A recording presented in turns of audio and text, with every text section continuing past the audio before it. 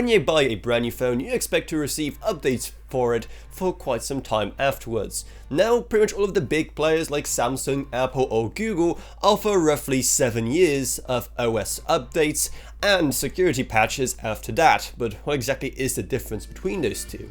Well, OS updates change how your OS itself looks, feels, and what it is capable of doing. This might mean new features and new software capabilities being added to your phone, changes to the visual layout, everything, and the user interface, and tweaks to the overall user experience. While security updates patch things that are meant to improve, well, your device's security, making it less vulnerable to attacks of pretty much any kind.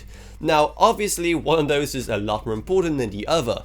If you're at a time where your phone no longer receives any new updates to the operating system itself, that's not the end of the world. Sure, you may be missing on 1 or 2 features here and there, but it will still be fine. Security updates are of course a lot more important, and at that time you probably should be looking into upgrading your phone. Though again, it's still not the end of the world, and if you can't afford to upgrade or you don't want to move from your current device for whatever reason, then you can still stick with it. Though again, it's a very important thing to keep in mind that you're going to be getting updates to keep your device secure from the ever-evolving world of potential cyber threats. Keep in mind you can still get some updates to some subsystems or apps on your phone after that, but what can you do then to keep your device modern and up to date without upgrading? Well, another thing you can do is just simply flash a different operating system on your device if you have an Android, given how you can just use pretty much any OS you want with that. There's plenty for you to choose from out there, so it should be easy to find one that matches your personal preference, but also more importantly matches your hardware, because if your phone is that old that it no longer receives updates,